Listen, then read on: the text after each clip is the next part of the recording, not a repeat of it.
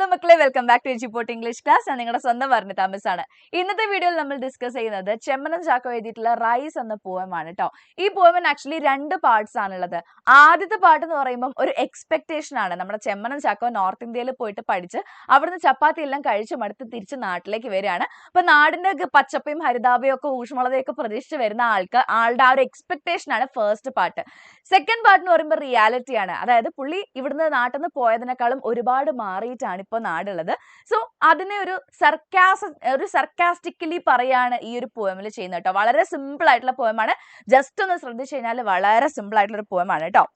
I come home at the end of 4 years of research in North India, having earned a doctoral degree and generous praise for my work on making toys with husk. So പുള്ളി എന്താണ് അവിടെ north ഇന്ത്യയിൽ പോയിട്ട് അവിടെ PhD ചെയ്യായിരുന്നു, research ചെയ്യായിരുന്നു. എന്തിനാണ്?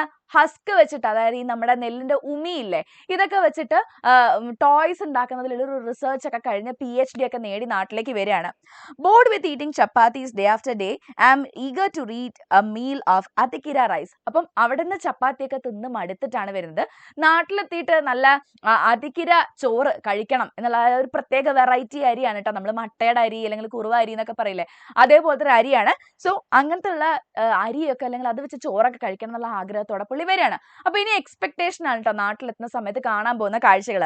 It will be the planting season when I get there and my father his handloom dhoti stained with yellow mud, excited about the waters of Varanganal canal.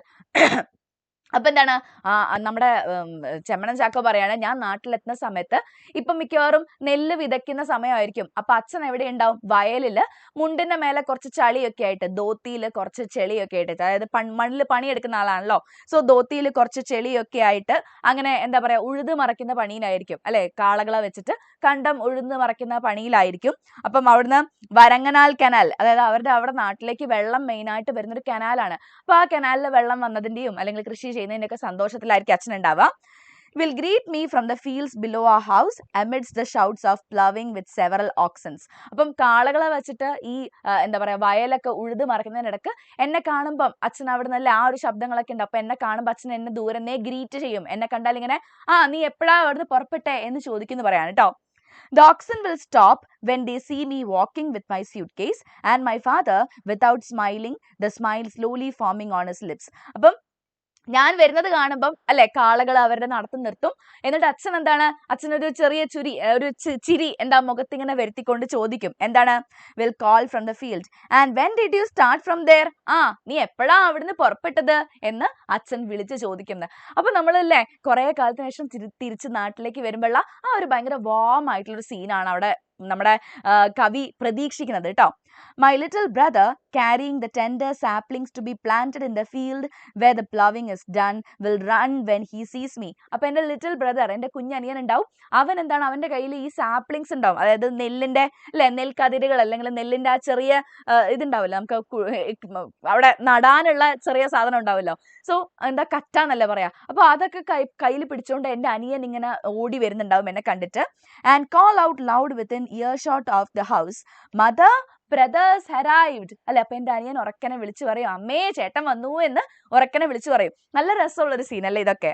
Then walking cautiously along the dike so as not to upset the baskets full of seed, I'll reach home in good time at last, just as my mother drains the well cooked rice. അങ്ങനെ അല്ലെ വരമ്പിലൂടെ ശ്രദ്ധിച്ച് നടക്കുകയാണ്. കാരണം അവിടെ എന്താണ്, കൊട്ട നിറയെ ഇങ്ങനെ വിത്ത് വെച്ചിട്ടുണ്ട് കേട്ടോ. സോ ഈ വിത്തൊന്നും തട്ടിപ്പോവാതെ വരമ്പിലൂടെ വളരെയധികം ശ്രദ്ധിച്ച് നടക്കുകയാണ്. ശ്രദ്ധിച്ച് നടന്നിട്ട് വീട്ടിലെത്തുമ്പോൾ കാണുന്ന കാഴ്ച എന്താണ്? Mother drains the well cooked rice. അല്ലെ, നല്ല വെന്ത ചോറ് അമ്മ ഇങ്ങനെ വാർത്ത് വെക്കുകയാണ്. അമ്മ ഊറ്റി വെക്കുകയാണ്. ചോറ് നമ്മൾ വെള്ളത്തിൽ വേവിച്ച് കഴിഞ്ഞാൽ ഊറ്റി വെക്കില്ലേ, വാർത്ത് വെക്കില്ലേ. അപ്പൊ അമ്മ ഇങ്ങനെ ചോറ് വാർക്കുന്ന ആ ഒരു രംഗം അതിങ്ങനെ കാണുകയാണ് കേട്ടോ. Oh train, will you run a little faster, let me get home quickly and eat my fill. ഇപ്പൊ ട്രെയിനോട് പറയണോ, അയ്യോ എന്റെ പൊന്നു ട്രെയിനെ കുറച്ചും കൂടെ സ്പീഡിലൊന്ന് പോകാമോ, എനിക്കൊന്ന് വീട്ടിലെത്തിയിട്ട് എന്താ വേഗം ഒന്ന് ചോറ് തിന്നാ മതി എന്ന് പറയാണ് കേട്ടോ. അപ്പൊ അങ്ങനെ ഭയങ്കര ചോറ് തിന്നണം എന്നുള്ള ആഗ്രഹമായിട്ടാണ് പുള്ളി വരുന്നത് കേട്ടോ. Then the bus stops. ഇനി നമ്മൾ റിയാലിറ്റിയിലേക്ക് പോവാണേ. The bus stops on the road across from the house. When I left this place, palm thatched houses could be seen in the distance on the right. But now there's nothing except for trees. How the place has changed. അപ്പൊ പുള്ളി bus ഇറങ്ങുകയാണ്, നാട്ടിൽ വന്ന് bus ഇറങ്ങുകയാണ്. Bus ഇറങ്ങുന്ന സമയത്ത് everything seems to be very strange. ഭയങ്കര വിചിത്രമായിട്ട് തോന്നുകയാണ്. കാരണം ഇവിടുന്ന് പോകുമ്പം അവിടെയൊക്കെ ഉണ്ടായിരുന്നത് ലീഫ് താച്ച്ഡ് ഹൗസസ് ആയിരുന്നു, അതായത് ഓല മേഞ്ഞ പുരകളായിരുന്നു. പക്ഷെ തിരിച്ച് നാട്ടിലെത്തുന്ന സമയത്ത് കാണുന്ന എന്താണ്, അവിടെയൊക്കെ വലിയ വലിയ മരങ്ങളാണ് കാണുന്നത്. ഈ കാണുന്ന വീടുകളൊന്നും തന്നെ അവിടെ കാണാനില്ല കേട്ടോ. Rubber plants twice my height now stand in rows around me on the ridge where modern and Vellaran used to be sown. അപ്പൊ പറയാണല്ലേ, അതായത് എന്റെ രണ്ട് സൈഡിലായിട്ടും റബ്ബർ ചെടികൾ ഇങ്ങനെ വളർന്ന് നിൽക്കുകയാണ്. ട്വൈസ് മൈ ഹൈറ്റ്, എന്നെക്കാൾ ഇരട്ടി വലുപ്പത്തിലുള്ള റബ്ബർ ചെടികൾ നിൽക്കുകയാണ്. ആ ഒരു പറമ്പിലൊക്കെ ശരിക്കും എന്തായിരുന്നു, വെള്ളാരൻ ആൻഡ് മോഡേൺ അല്ലേ. വെള്ളാരൻ ആൻഡ് മോഡേൺ എന്നൊക്കെ പറഞ്ഞു കഴിഞ്ഞാൽ ശരിക്കും ഒരു ടൈപ്പ് ഓഫ് റൈസ്, നമ്മുടെ ആത്തിക്കീര റൈസ് പറഞ്ഞ പോലെ തന്നെ വേറൊരു ടൈപ്പ് നെല്ലാണ് എന്ത്, മോദനും അതുപോലെ തന്നെ വെള്ളാരനും. ഇതൊക്കെ വിതച്ചുകൊണ്ടിരുന്ന വയലുകളായിരുന്നു. പക്ഷെ ഇപ്പൊ അവിടെ അതെല്ലാം എന്താണ്, റബ്ബറാണ് കാണുന്നതെന്ന് പറയാണ് കേട്ടോ. And confuse my path as I walk home. അപ്പൊ എന്താണ്, വീട്ടിലേക്ക് തിരിച്ച് നടക്കുന്ന സമയത്ത് വഴി തെറ്റി പോവാണ്. കാരണം അല്ലെ, വന്ന വഴിയല്ല, ഇവിടുന്ന് തിരിച്ച് അങ്ങോട്ട് പോകുന്ന സമയത്തുള്ള വഴിയല്ല. അവിടെ ഇപ്പൊ വയലുകളൊന്നും കാണുന്നില്ല, നിറയെ എന്താണ്, അവനവന്റെ ഇരട്ടി വലുപ്പത്തിലുള്ള റബ്ബർ ചെടികളാണ് കാണുന്നത്. There's no bustle of men below, no shouts of plowing. അല്ലെ, ബസ്സിൽ ഓഫ് മെൻ എന്ന് പറഞ്ഞാൽ എന്താണ്, അവിടെ വയലിൽ പണിയെടുക്കുന്ന ആൾക്കാരുടെ ആർപ്പ് വിളികളും ഒച്ചപ്പാടും ബഹളവും ഒന്നും കേൾക്കുന്നില്ല. നോ ഷൗട്ട്സ് ഓഫ് പ്ലോയിങ് അല്ലെ. പ്ലോയിങ് എന്ന് പറഞ്ഞാൽ ഉഴുത് മറയ്ക്കുക, കാളേനെ വെച്ചിട്ട് കണ്ടം പൂട്ടിക്കുക, അല്ലെങ്കിൽ ഉഴുത് മറയ്ക്കുക എന്ന് പറയില്ലേ.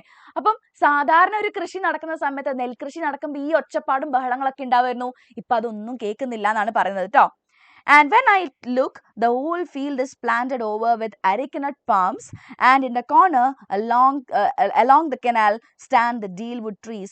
ഇപ്പൊ അവിടെ എന്താണ് നിറച്ചും കാണുന്നത്, എന്താണ്, ഫുള്ളും അല്ലെ ഈ പറഞ്ഞ അരീക്കനട്ട് പാംസും ഡീൽവുഡ് ട്രീസും ആണ്. അരീക്കനട്ട് പാം എന്ന് പറഞ്ഞാൽ എന്താണ്, അടയ്ക്കാ മരങ്ങളും അതുപോലെ തന്നെ ഡീൽവുഡ് ട്രീസും ആണ് അവിടെ കാണുന്നത് കേട്ടോ.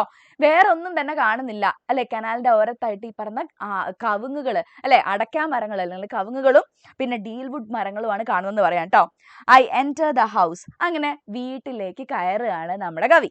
Beyond the southern wing, my father's watching them fix up the machine for making rubber sheets.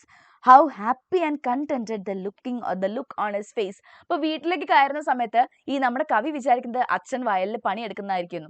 പക്ഷെ ഇവിടെ എത്തുമ്പോൾ എന്താ കാണുന്നത്, അച്ഛൻ റബ്ബർ ഷീറ്റ് അടിക്കുന്ന മെഷീൻ ഫിക്സ് ചെയ്യുന്നത് വളരെ സന്തോഷത്തോടെ നോക്കിക്കുകയാണ്. കാരണം ഇപ്പൊ എന്തായിട്ടുണ്ട്, കൃഷി മാറി റബ്ബർ ഷീറ്റിലേക്ക് അല്ലെങ്കിൽ റബ്ബറിന്റെ കൃഷിയിലേക്കൊക്കെ അവർ മാറി എന്നുള്ളതാണ് ഉദ്ദേശിക്കുന്നത് കേട്ടോ. My father says with obvious pride.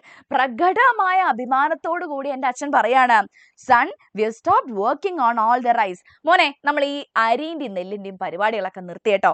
It was quite inconvenient. അത് ഭയങ്കര പാടായിരുന്നു, ഇൻകൺവീനിയന്റ് ആയിരുന്നു, ഭയങ്കര സ്വൈര്യക്കേടായിരുന്നു. കാരണം അതിനെ നനയ്ക്കണം, മഴ എപ്പോൾ പെയ്യുന്നു, വെയിലെപ്പോൾ വരുന്നു, ഇതൊക്കെ നോക്കിയിരിക്കണം, ഭയങ്കര സൗകര്യക്കേടാന്നേ. The farmer gained nothing, only fools turn to rice farming for gain. അല്ലെ, കൃഷിക്കാരന് അതൊന്നും കാര്യമായിട്ട് നേട്ടമൊന്നുമില്ല. അപ്പൊ ഇതൊക്കെ കേട്ടോ സർക്കാസം അല്ലെ.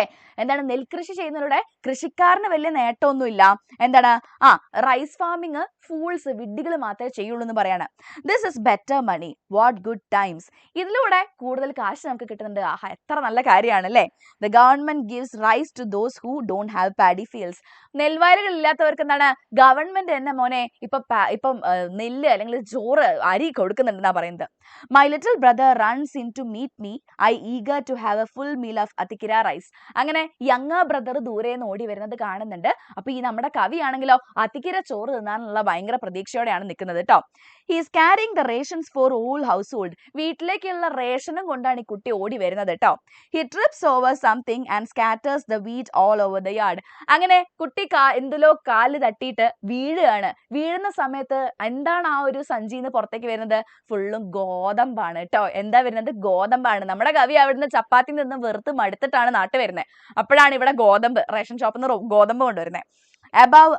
Above us, a ship of the sky roars northwards. അപ്പം അവരിവിടെ നിൽക്കുമ്പം മേലെ കൂടെ ഒരു എന്ത് പോവാണ്, ഹവായി ജഹാസ് അല്ലെങ്കിൽ നമ്മുടെ എയറോപ്ലെയിൻ പോവാണ് കേട്ടോ, വിമാനം പോവാണ്.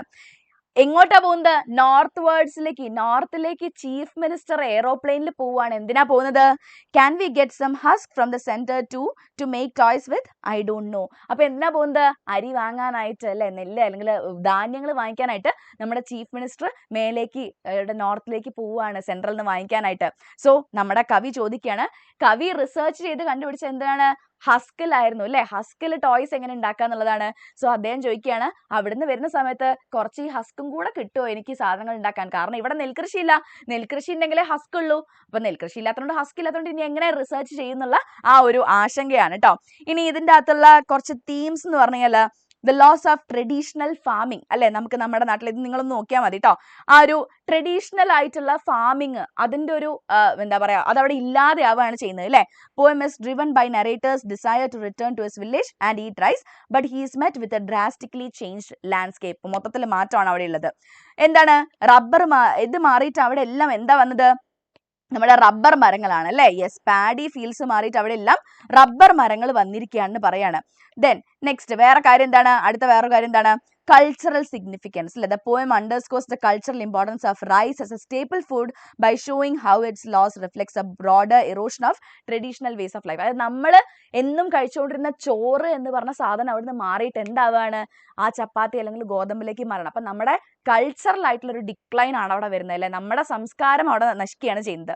ഇനി നെക്സ്റ്റ് എന്താണ്, ക്യാഷ് ക്രോപ്സിലേക്ക് നമ്മൾ മാറുന്നു അല്ലെ. ആ ഒരു എന്താ പറയാ കൃഷി നമ്മൾ ഭക്ഷണത്തിനുള്ളത് എന്നുള്ളതിനേക്കാളും നമ്മൾ പൈസയിലേക്ക് മാറുകയാണ്. നമ്മൾ ആ ഒരു എക്കണോമിക് ആയിട്ടുള്ള ഒരു പ്രാഗ്മാറ്റിസം, പ്രാക്ടിക്കലായിട്ട് ഇക്കണോമിക്കലി പ്രാക്ടിക്കൽ ആവുന്നതിന്റെ ആ ഒരു കാര്യം കൂടെ ഇതിനകത്ത് കാണിക്കുന്നുണ്ട്. ദെൻ നെക്സ്റ്റ് എന്താണ്, satire on government policy and dependence. ഇത് ഭയങ്കര ഇമ്പോർട്ടന്റ് ആയിട്ടുള്ള ഒരു പോയിന്റ് ആണ് കേട്ടോ. അതായത് നമ്മളല്ലേ ഇവിടുത്തെ ഗവൺമെന്റ് പോളിസി എന്ത് ചെയ്യാണ്, ശരിക്കും നാട്ടിലുള്ള നല്ല നമ്മുടെ സാധാരണ നാടൻ കൃഷികളെയൊക്കെ അവർ തഴഞ്ഞിട്ട് അല്ലെ, അത് നെല്ലിന് നല്ല വിലയുണ്ടെങ്കിൽ ആൾക്കാർ നെല്ലല്ലേ കൃഷി ചെയ്യുന്നുള്ളൂ. പക്ഷെ ഫാദർ ഓൾറെഡി പറയുന്നുണ്ട് ഫൂൾസ് മാത്രമേ ഇപ്പം നെല്ല് കൃഷി ചെയ്യുന്നുള്ളൂ എന്നല്ലേ. സോ ഇവിടെ നെല്ലിന് അത്രയും അല്ലെങ്കിൽ അരിക്ക് അത്രയും കുറവാണ് വിലയുള്ളത്, അതുകൊണ്ട് അവർ ക്യാഷ് ക്രോപ്സിലേക്ക് മാറുകയാണ്. സോ അത് ഗവൺമെന്റിന്റെ ഒരു പിടിപ്പുകേടാണെന്നുള്ളൊരു കാര്യം കൂടെ പറഞ്ഞുകൊണ്ടാണ് എന്ത് ചെയ്യുന്നത് നമ്മുടെ പോയറ്റ് ഈ ഒരു കാര്യം നിർത്തുന്നത് കേട്ടോ. സോ ഇത് മൂന്നാണ് ഈ മെയിൻ ആയിട്ടുള്ള തീംസ് എന്നും കൂടെ ഒന്ന് ആലോചിച്ച് വെച്ചേക്കുക. Okay, so that's all about the rice. Okay, rice എന്ന് പറഞ്ഞ പോയം അത്രേ ഉള്ളൂ. നിങ്ങൾക്ക് ഈ ഒരു വീഡിയോ ഇഷ്ടമായി എന്ന് വിചാരിക്കുകയാണ്. ഓക്കെ, നമുക്ക് ഇനി ഇതേപോലെ തന്നെ നെക്സ്റ്റ് വേറൊരു വീഡിയോയിൽ കാണാം. Till then it's me Varnitha signing off. By.